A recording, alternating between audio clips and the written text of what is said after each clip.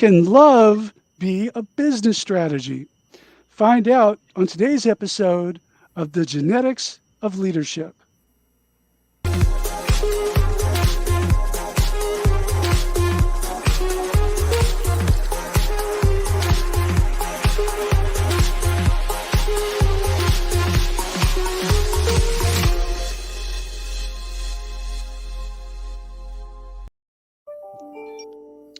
Today's guest is Mohammad Anwar, co-author of the Wall Street Journal bestseller, Love as a Business Strategy, and founding member, president, and CEO of Softway Solutions. Softway is a technology firm that's bringing some very important soft skills to the development of high-performing teams. Audience, if you have any questions, please put them in the chat, and we will try to get to as many of them as we can. Welcome, Mohammad. Thank you. Thank you for having me. Mohammad, it's great to have you. Lisa Marie and I, as you know, are trainers and coaches in the business storytelling space. And we love to hear people's backstories and their personal journeys. And so I've got to just ask you here out of the gate, tell us about your journey from your birthplace to the state of Texas. Sure. So I was born in Tehran, Saudi Arabia, not Tehran in Iran, but it starts with a D versus T and is Tehran, Saudi Arabia, to Indian parents. My parents are working as non-immigrant workers in Saudi Arabia at the time, and I was born there. I was raised there till I was 14 years old, and then I moved to India for about a year to pursue, my schooling there. But within a year, I was then shipped off to Kansas in the United States to go to a Catholic boarding school in a small town called Atchison, Kansas. And I finished up my high school there. And by that time, I was tired of living on my own or living in dorms and hostels away from my family. So when I was graduating, I was like, I want to eat home cooked food. So I moved to Houston, where my sister and brother at the time were put up.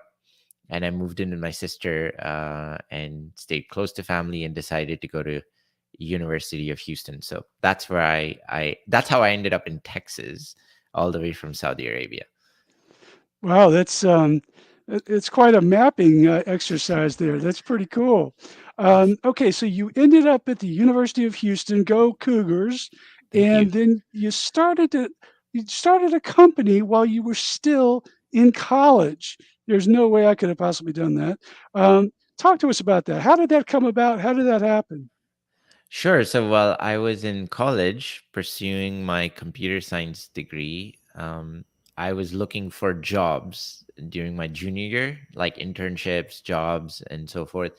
And we had just come off of a dot-com bubble burst. And at that time, a lot of the IT jobs and programming jobs were being shipped across the world to India.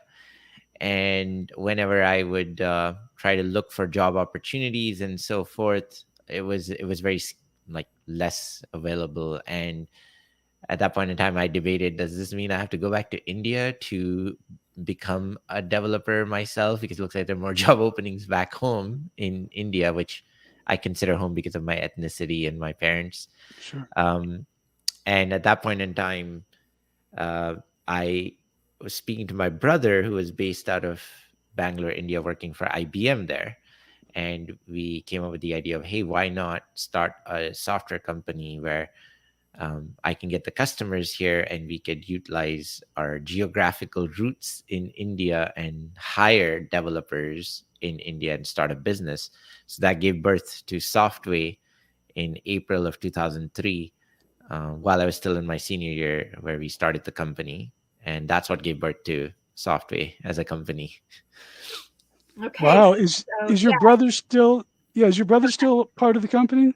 Yes, it's still family owned and family run, 20 years out. So it's almost 20 years since we started the business. April will be our 20th anniversary. Congratulations. Perfect. That's awesome. So you developed this company in college, but a few years ago, You Mhm. had an emergency there. Tell us what happened, how you responded, and how you were able to turn things around. Sure. So, after starting the business, within 10 years of the business, I believed I had hit the pinnacle of success. We had over 300 employees and a very successful business from all standards. I was 30 years old, living the American dream, especially as an immigrant to this country. And I was driving my fancy cars, flying planes all over Texas. And all of a sudden, in about around 2015, 2016, our company was on the verge of bankruptcy. We were hemorrhaging cash. We were losing employees left and right. And in that moment in time, through deep introspection, I was able to recognize and realize that this was all my fault. It wasn't the market, it wasn't our customers, it wasn't employees, it was actually me.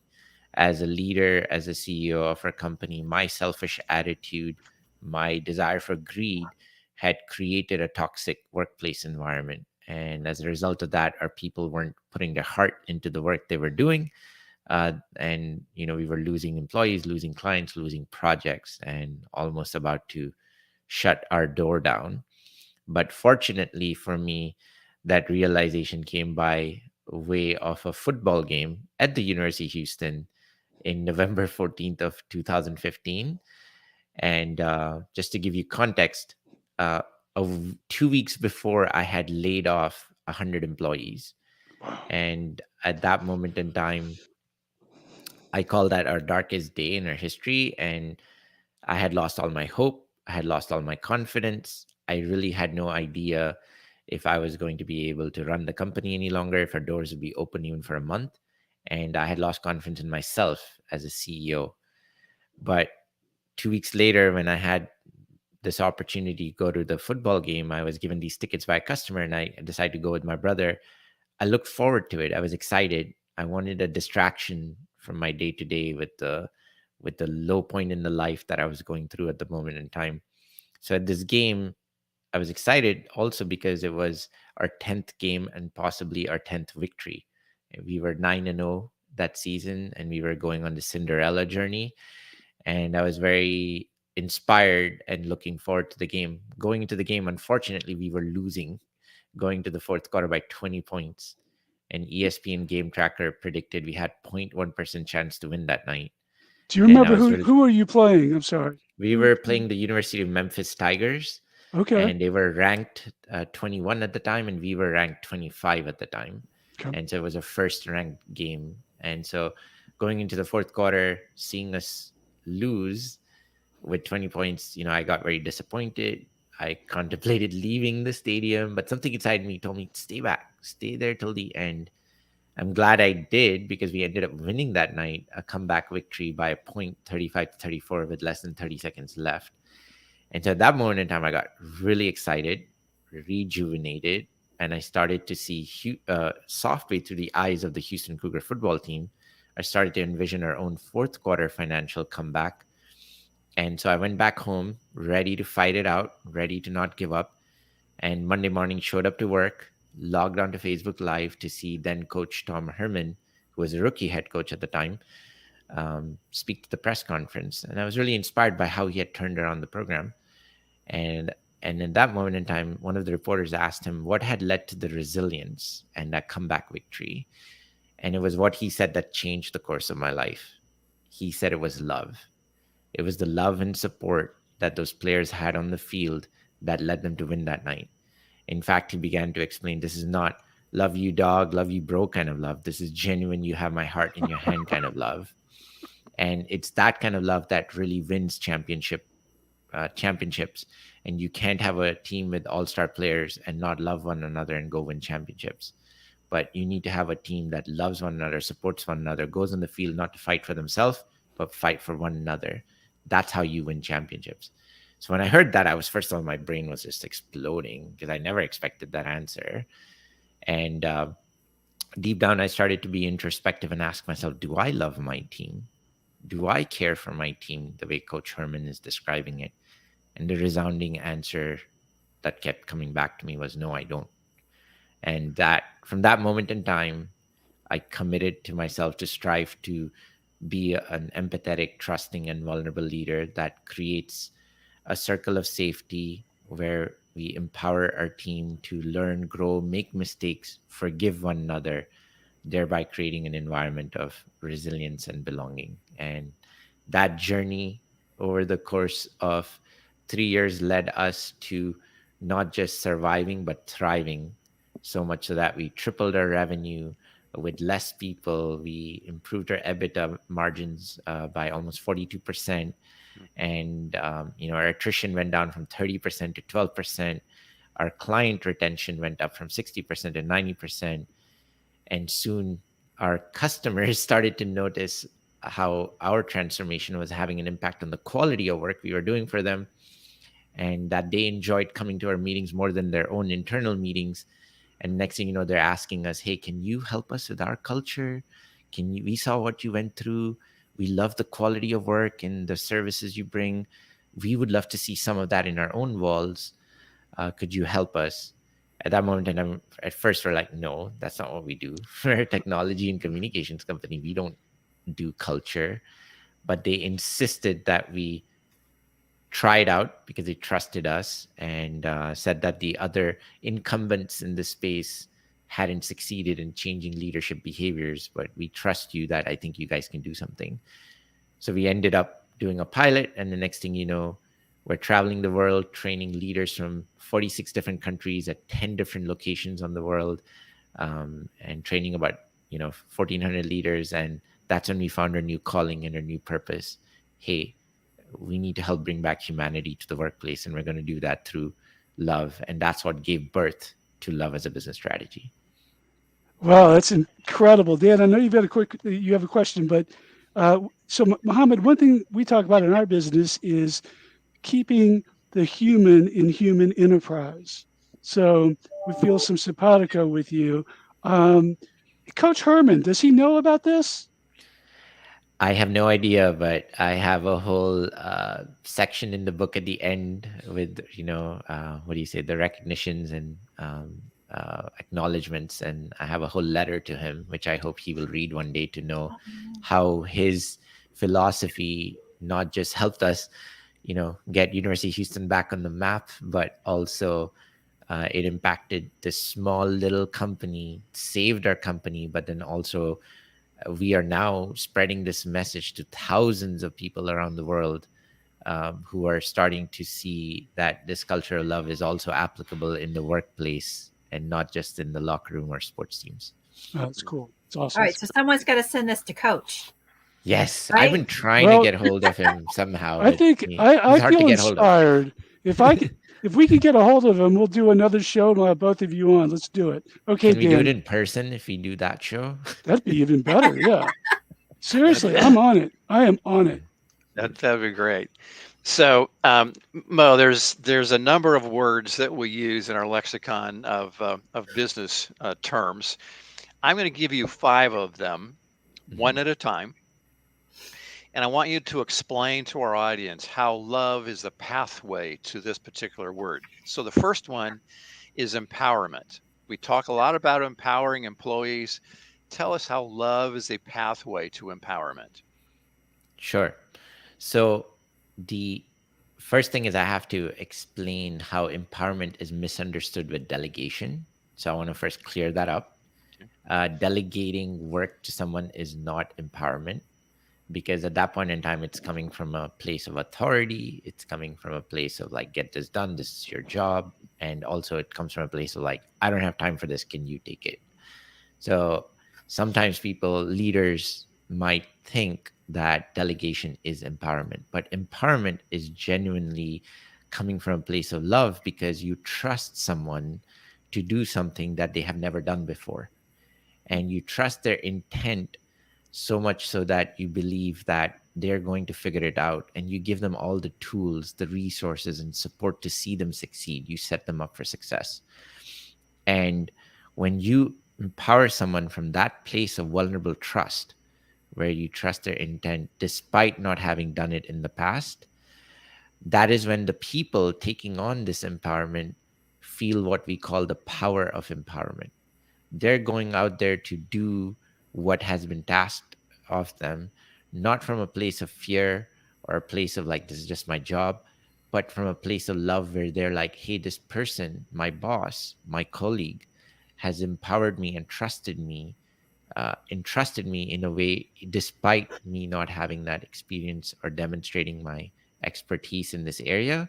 So I'm going to do everything and anything to make sure I do not disappoint this person. And that's when people go above and beyond to do their best to deliver on this empowerment. And that's what we call the power of empowerment. And that is unleashed when you are genuinely placing that trust from a place of love. That's beautiful. That gives me goosebumps just thinking about it. Second word is collaboration. Yes. So when it comes to collaboration, right, a lot of the times we can mistake meetings or conversations that are coming from a place of my self interest, and I'm trying to just get my message or my goals accomplished, but I'm going to have a conversation about it and disguise it as a collaboration, but I'm really here to just push my agenda. And so, I always have to bring that side of it so people understand what true collaboration looks like, is where we are going into an environment with a group of people where we appreciate our differences, we appreciate everybody's perspective, and are including them by making sure their voices are heard, their ideas are heard.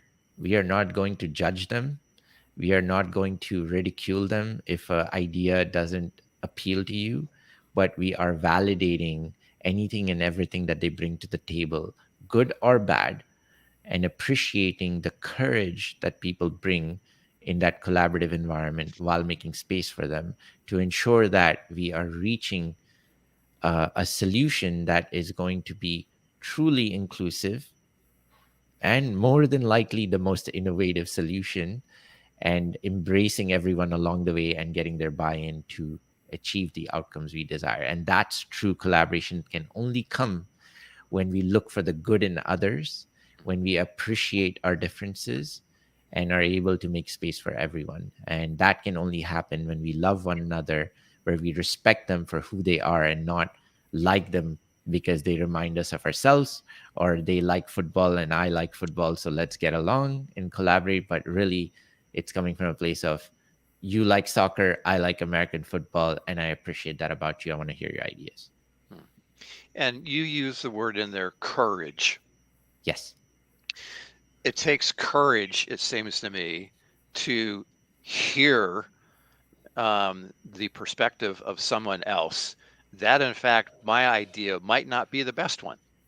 Yes. And it also takes courage to put my idea out there and run the risk of my idea being trampled on. Yes. Great. So, our friend Dan and everyone, our friend Richard Lewine just said collaboration is truly equals co-labor. So you're in it equally together, right? Totally. Great. Thanks. Well, the third word is empathy. We hear a lot about that word. So tell us how empathy or love is a pathway to empathy. And I'm going to speak to this from a work context, because empathy exists even in our regular interpersonal lives and outside of work. But truly from a place of work, I think there's a misunderstanding of what empathy really means at the workplace. So in order to do that, I have to put it against two other type of words. So the first one is apathy. The second one is sympathy, and then we'll get to empathy. So apathy in the workplace is how probably most of us learn how we should work, which is, hey, this is my work life. This is my workplace. I'm here to get the job done.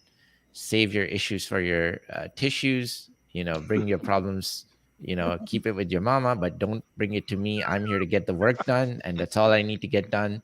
So we totally disregard the person while taking care of business. That's apathy.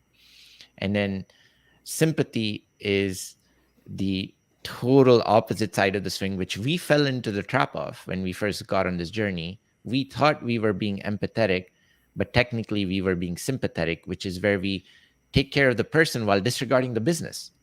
And this is where we're like, oh my gosh, oh, you're not feeling well, you have issues, you have these problems, go take care of it, we'll take care of work. But once that person's gone, nobody here knows how to get the work done, so we're all stuck, right? And that used to happen to us a lot. And that was where we thought we were being empathetic, but really we were being sympathetic.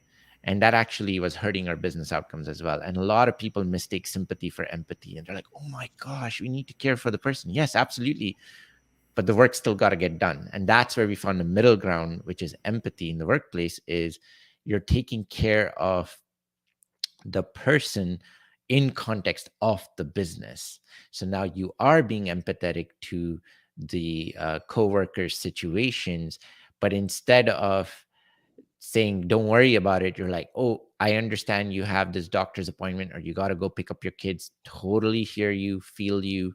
uh, can we meet later in the night after your kids are put in bed? I'm willing to sacrifice and be there for you if it means we can work at 9:30 in the night once your kids are in bed, and let's figure things out. Or if you have a doctor's appointment, let's reschedule the meeting so I can accommodate your schedule to come into this solutioning together. That's empathy, understanding the people's perspective and situation and accommodating that, but still keeping the goal of the work being done. So that's empathy in the workplace, and that's what love as a business strategy prescribes to.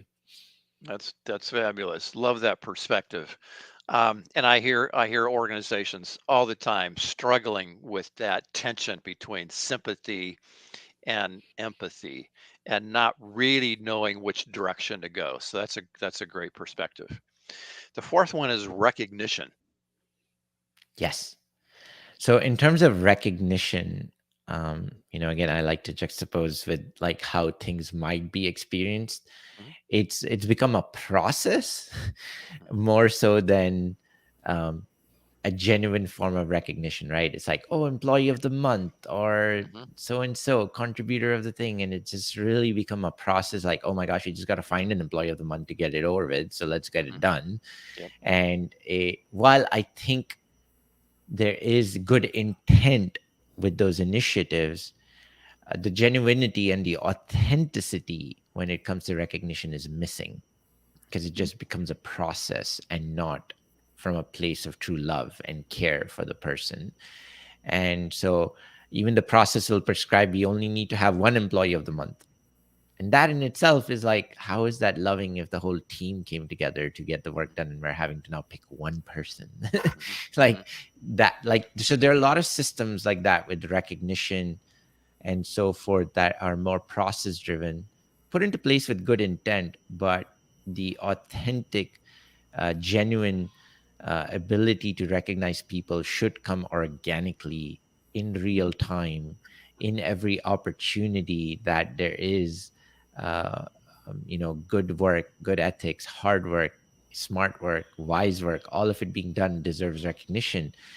And when we are able to stop thinking about ourselves and start thinking about the others around us and put the needs of others around before our own needs, is when we will start to see the good in others and start recognizing and appreciating them.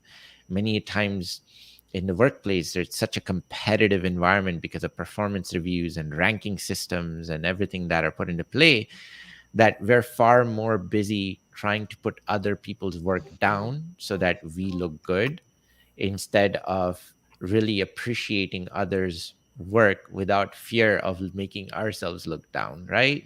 mhm, And those environments are contrarian to a culture of love. We mhm, have to be able to recognize others for what they bring, what they add, the value they benefit, and so forth. So that's where recognition from a place of love puts the recognizes others before yourself.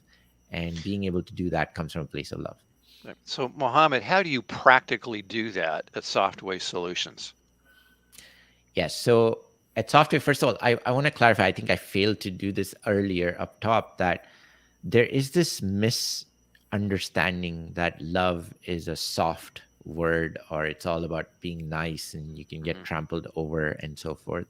But we believe that love is actually the enabler of true accountability, hard conversations, supporting one another, building processes and tools in conjunction with people, not against people, and building environments where we are harnessing the true potential and power of the humans that make up the workplace, rather than trying to use them as just resources and so forth. So love isn't just about the romantic kind of love and Hmm. being nice. I think there are elements of it, but in the workplace context, it's about driving results and driving outcomes for the business while keeping people at the center of all of those decisions. So I just want to clarify that. Yep. And so, with respect to how do we see it at Softway, we have a framework that we retroactively went and figured out what had led to our success, and we came up with this framework that we prescribe to how we think about strategy, how we think about solutions, how we think about processes, how we think about technologies, and those 6 underpinning pillars of behavior, which we say need to exist in any culture, whether you call it the culture of love or culture of care or culture of compassion, is inclusion, empathy, vulnerability, trust, empowerment, and forgiveness. And I know vulnerability and forgiveness aren't necessarily brought up in the workplace a lot, but if you really think about it, the other 4 are commonly heard, but without the vulnerability and forgiveness, the other 4 cannot recognize its full potential. We basically believe that for the get the high performance and to really live out the culture of love, all 6 of these behaviors have to be experienced inside of the walls of the organizations in perfect harmony, perfect intensity, and synchronous manner, just like the 6 cylinders of a car engine.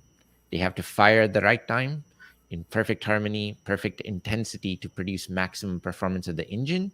Similarly, these behaviors have to be experienced by everyone inside of the walls of the organization to realize the maximum performance of your human team performance.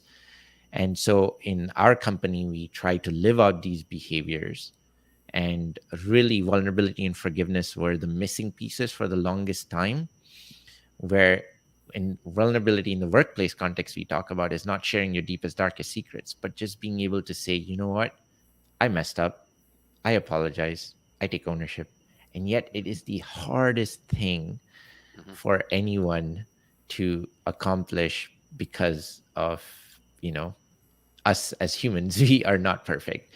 And then forgiveness. Many of the challenges in the workplace are still where they are, not because the process is wrong, the structure was wrong, the strategy was wrong. If you really look at the root cause, there are decisions being made from a place of unforgiveness or lack of forgiveness. For example, if I had a project with Dan that didn't go very well, the next project that comes up, I'm like, yeah, I don't want Dan on my project. I don't know that he's the right fit for the project, right? When you really think about it, lots of decisions in the workplace are made based on the historical doings of people that come from a place of unforgiveness.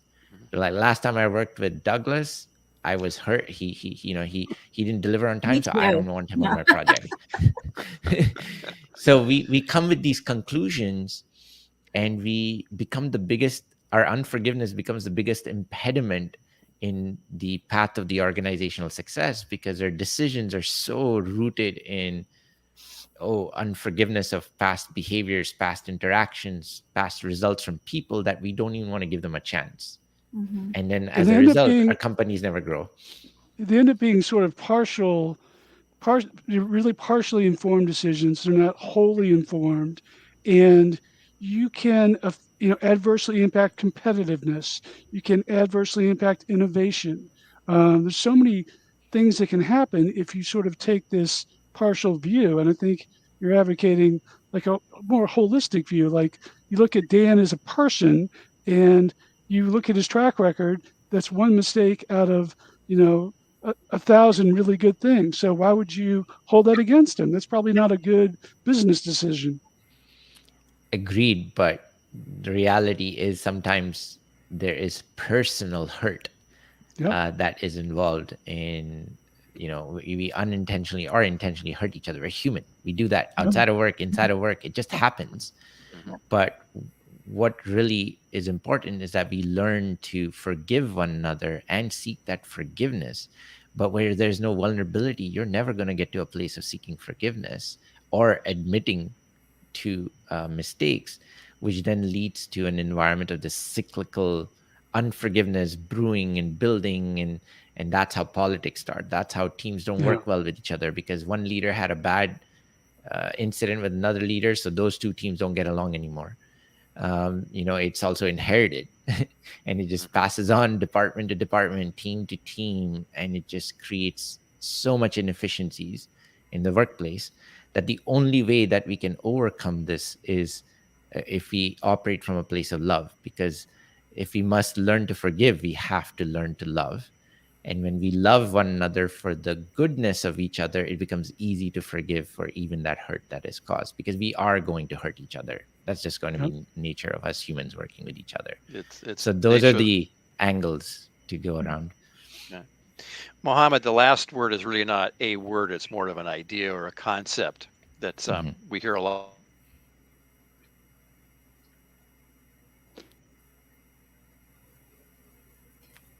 Dan, you froze. So if you could repeat, or I can actually, I have it here. Dan wanted you to address the fearless organization. So it's not a word, but it's the fearless organization. Yes. So at the workplace, if you look at the opposite of love, it is fear. And an organization that is fearless, I could argue, is an organization that loves one another. And we usually tend to operate for majority of the part in the corporate workplace from a place of fear. Almost everything, our attitude, the way we behave, the way we make business decisions, the way we show up to the workplace, it usually, fear is coming in the way of our mindset, right? Our fixed mindedness and how we respond to change, how we adapt to change, how we approach conflicts, how we approach being assessed. All of it comes from a place of fear. And if you want to truly create an environment where we are not afraid of failure, we don't have fear of change, fear of being ridiculed, fear of being embarrassed, fear of being humiliated, the opposite to that is creating an environment where we feel respected, included, valued, feel like we can bring our true self, share ideas freely, give feedback, receive feedback without fear of conflicts. And when we are able to create that type of an environment which stems from those 6 pillars of behaviors of culture of love that I shared, that is when you are able to create an environment of high performance and high performing teams where we are psychologically safe. We can feel comfortable in our skin, in our true selves. And that's when organizations become the fearless organizations where we can come up with innovation, creativity, tackle any challenge that the industry might or the world might throw at us, to build resilience. And that is where people feel a sense of belonging, where they feel tied to their organization the same way I am a big fan of University of Houston Cougar football. You need to create that sense of belonging. And when you have fearless organizations, you realize the benefits of high performance, resilience, and belonging. So we've had a couple of people chime in on the chat. Robert Perry says, have used forgiveness with a team to a former colleague. They went from worst performing to best performing in the space of a few weeks. Miles Perilla says, some of this has to do with the way we mandate things to people, right? And I think that's probably true. I know we've got to wrap it up. But a quick question, Mohammed. What we talk about love and we talk about vulnerability. What about how we treat ourselves? Isn't it important that you've got to love yourself, you've got to forgive yourself if all these other things are going to work? Can you comment on that before we wrap it up? Absolutely. To love others, you have to first love yourself, take care of yourself, right? So sometimes there's servant leadership has, put the needs of others before yourself. It gets a little bit of slack, but the reality is in the choice of words. When it says put the needs of others before yourself, purposefully the word was need and not wants. So if you truly are a servant leader and operate from a place of love, you know what the team needs, what your other people need, not what they want or what they desire, but what they really need to be successful is what us as leaders have to put ahead of ourselves. But in order to be a good leader, to love one another, we also have to take care of ourselves. But what I have seen in my own lived experiences is not only did I have to forgive myself for laying off people, for doing a Yeah. lot of things, for my behaviors that I sometimes put myself into a prison of unforgiveness of myself because I was Yeah. guilty. I felt like the guilt of doing wrong things. I had to learn to forgive myself so I could show up better for others. But also, when I was creating this environment of culture of love and doing things for others before my own needs, I saw as a reciprocation go around where they started doing things for me before their own needs. And all of a sudden, I didn't feel lonely at the top. I didn't feel like I was alone in this journey. I felt incredibly supported. People came beside me to help me and do things for me that I never expected. So, we do it without any expectations, is true selflessness. But the impact it has on others is that they end up loving you back and do things for you, to where it now you are not just having to take care of yourself, but there are other people taking care of you and seeing you as a human and not this boss who's a dictator, but as someone they love and look up to and are inspired by, and they want to do just the things that they would want to do for themselves. They come and do it for you. And that's beautiful. And I've experienced that. And I'm so grateful that our team was doing things for me that I never expected. And even today, I don't know, without the support of my team, that I would be even on this journey. And so it's a testament to where you can love others, you will feel the love in return, and you end up not just loving yourself, but also having other people love you. It's crazy feeling to be in, especially in a position and of influence like a CEO. Nice. Very nice. Mohammed, thank you so much for joining us today. I feel like I just went to a TED Talk. You got a TED Talk. You need to do a TED Talk. Well, if somebody can guide me how I can get on a TED Talk, I'd love to do. And I just probably haven't taken the time to Okay, so if explore We it. could guide you. We could guide you. We could help you with the TED Talk. We'll talk Yep, Awesome. offline. Yes. absolutely. Thank you so much. This has been so insightful and inspiring, and a lot of people were joining us today, just reiterating the power of what you're sharing, and so we really appreciate that. And thank you for those of you who joined us today. You will be able to find a recording of this on LinkedIn. If you want to go back and watch some parts, feel free to do that. And Mohammed, where can they get your book, Love is a Business Strategy? Yes. So, yes, we have a book, Love as a Business Strategy, which we can easily say that is a playbook to, if you want to build a culture of love inside of your own organization and run a business around it. This is a perfect book for you, whether you're a business owner, a leader inside of an organization, or an aspiring leader, or even just an individual contributor. This book is perfect, and you can find it on any major e-tailers or retailers like Amazon, Barnes and Noble. But also, if you want to support us, since we are a self-published book, you can also buy the book at loveasabusinessstrategy.com. And that would be, we'd be very grateful for that. But also at the same time, if you want to continue to learn and hear stories of organizations seeing success through love as a business strategy, you can also listen to our podcast, which is also called Love as a Business Strategy, and subscribe to it for stories from other industry leaders who are trying to live out the culture of love and the value and benefits it's bringing to them, their organization, and the world at large. So and you can connect with me on Excellent. LinkedIn anytime. I love LinkedIn. I'm very active on it. You can find me, just search for Mohammad Anwar, and Love as a Business Strategy or Softway or Culture Plus. You will find me on LinkedIn.